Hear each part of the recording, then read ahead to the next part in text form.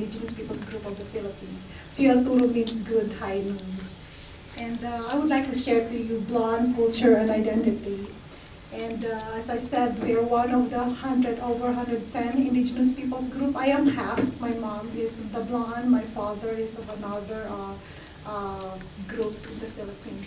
And the Blaans, we are one of the non-Muslim group in the Philippines, specifically in Mindanao. And we are very closely related as well to another indigenous peoples group that we call as Taubali or the Tibolis. You have seen maybe lots of cultural advertisements in the Philippines, and they were very, very much documented. But the Blaans are not like on that level yet, globally known. And I'll be stressing lots of cultural identifiers of our group that are in danger of vanishing if not documented, if not transferred by skills, and if not archived, and if there's no dissemination efforts for the younger generation. And tabi is a traditional ikat fabric made from abaca and considered as an important blunt crafting technology. And its practice is traditionally reserved to women of high status. And mabal is the term for weaving, which has a strong spiritual context in the Blaan society and recognized a deity Furalo as the goddess of weaving. And as a craft that has long history of tabi, has a strong presence in a traditional society, and its value can be assigned prestige and rank in a community. So anybody cannot just do weaving. It entails lots of characteristics and high spirituality and connectivity to nature. And there are two communities right now that are actively engaged with two cultural masters, and that is one is in Sarangani province in the Philippines, and that is the Lamlifo School of Living Tradition, and they started in 2005. The new one, they've been existing as a community, but they're not really super organized as the Lamlifo. That village is the one with Amgo village, which has another cultural master existing too. So these are the two known living cultural masters so far. Fu Gusiye, she is right now the resident cultural master for Lamlifo Village Museum. And this is Fu Yabing. She is the aunt of my mom. She is the maker. She did this. The one in front. That's one of her works. So both of them, they're so far the ones that we know that are living. And we don't know yet if there are in other communities that are still alive. This gathering was done last year. I think I partly shared it. That's when last year the Lamlifo Village Museum, Mabal, Tabi, Blaan, Weaving the Threads of Heritage. And this was participated by two Blaan weaving communities. And this is the governor of Sarangani province, who's been very supportive with the cultural development efforts there, that they have a specific program that really takes good care of assisting this particular Blaan community for skills transfer, specifically on weaving. And they honored them too as the last known living masters. And there's just like some dancing and opening. And she is the wife of Manny Pacquiao. If you know Manny Pacquiao, the boxer, he is the congressman of Sarangani province, and she is the vice governor.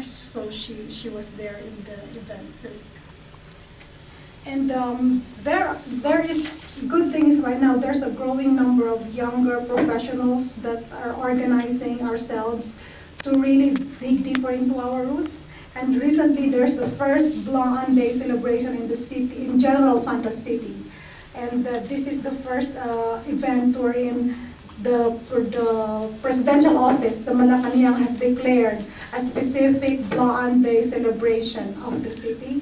And this is the mayor of General Santos City and the vice mayor. So they joined along tribal councils all over the city and went and gathering for that day. These ladies here are some officers of the KafyeBlaan Incorporated, of which I'm also part of. And they are all professionals, but very much culturally grounded and looking for ways on how to preserve our culture, advance in aspects that we can, and really like have the cultural integrity preserved still and skills transfer and advocacy and empowerment for the younger generations.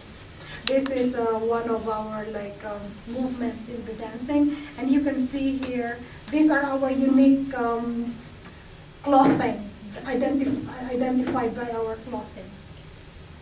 And here are some of our, let's say, cultural treasures. This July, the Blaan Study Center, there's an institution in the Philippines that have launched the Blaan Study Center in response to the need of preserving this culture. And here are some of the cultural materials showcased. So I have this right here as an example.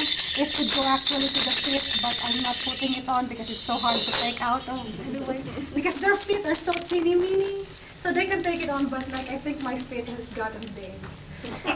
And this one is, if you are familiar with betel nut chewing, this is used for betel nut chewing. And this one is for wrist, for the wrist.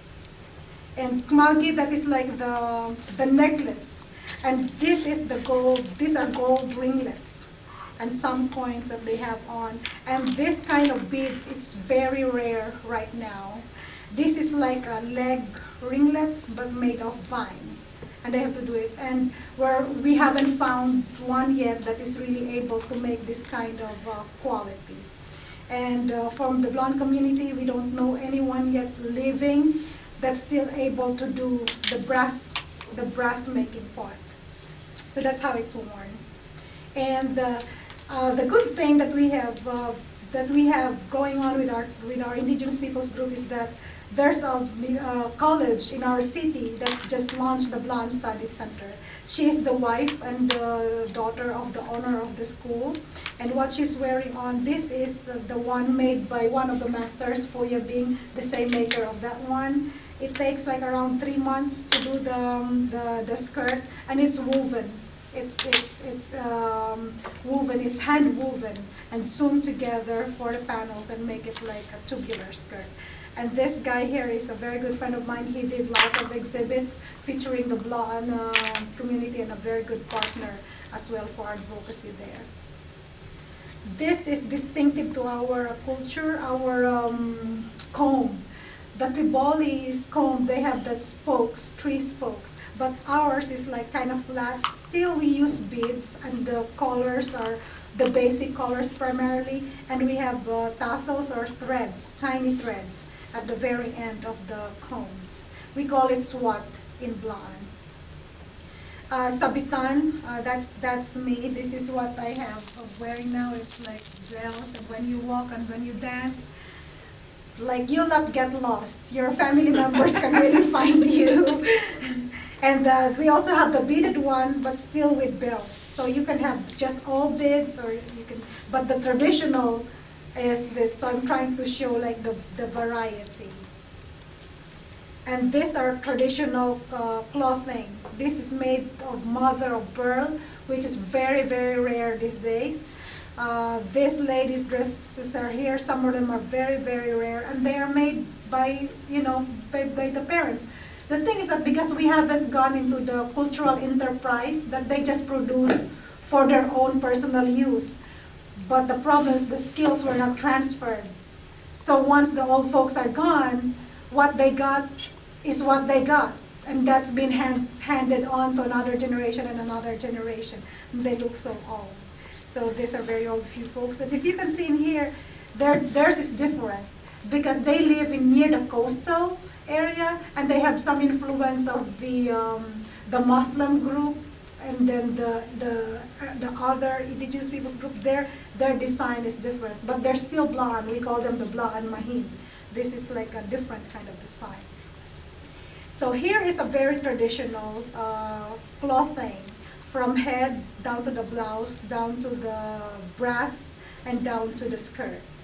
And this is made by her grandma, the other grandma that I showed you earlier, KafyeBlaan.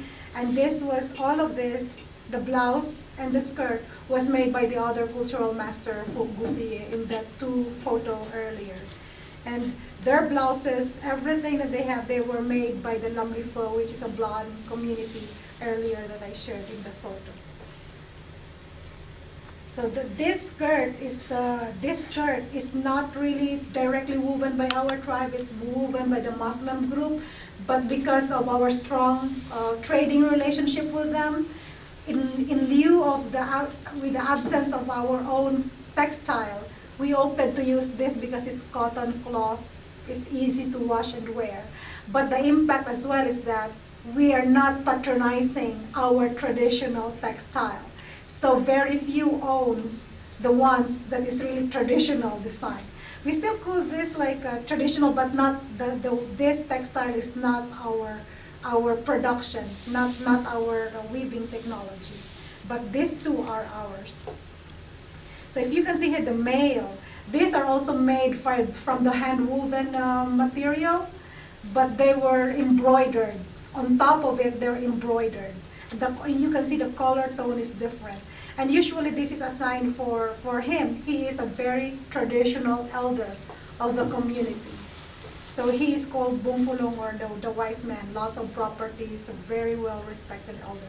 So he's a young professional. He had on an outfit as well. We call it Saul and Salwal. Saul is the top one, the Salwal is the trousers, call it, pants. And this one is also abaka cloth and then embroidery on top of it.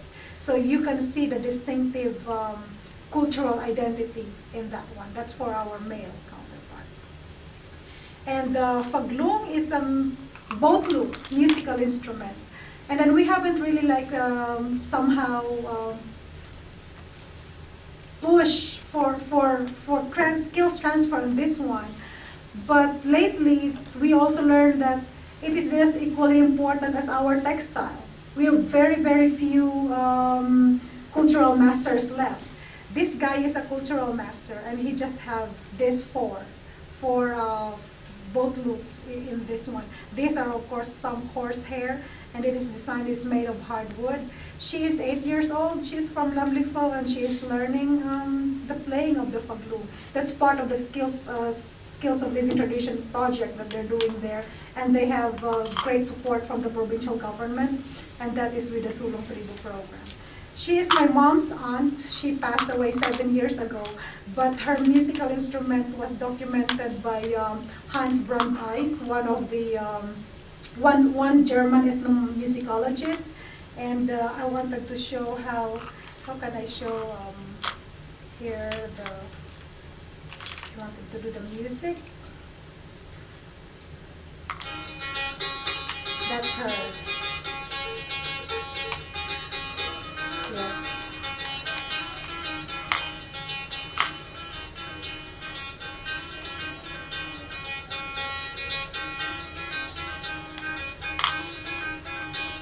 This was taken in 1997. And this German ethnomusicologist, Hans Brandis, he just posted it via YouTube this April 2015. So when it came out in YouTube, the family was really they were crying because that day that he posted, they just had a reunion. So it brings all back the memories of her. And I haven't known that she passed away. I just came to know that she passed away because I shared a video to them. And they're telling me, oh, she passed away 7 years ago. So, but he was able to document. That's the only one that we have of him. He's been playing. I've seen her playing in our community and fiestas and stuff like that. But because when you grow up in a culture, it's common to you. Now that you are far away from home, the more that you appreciate things that you have in your community. So that's boat loop. That's our boat loop. And Hans has a book that is called Boat Loop in the Philippines. This is like a sample photos I could share along to you earlier later on. This guy has documented almost all of the boat loop traditions of the different indigenous peoples groups of the Philippines. And it's just really amazing. The focus of the study is just amazing that we did not think about it. But right now, because we're learning about this study, that we came to learn more about this particular part of our culture that needs to be preserved as well. So we're advocating for skills transfer on the playing, and at the same time skills transfer on the making of it, and for the Blaan ourselves to really patronize and appreciate it. I think that's it.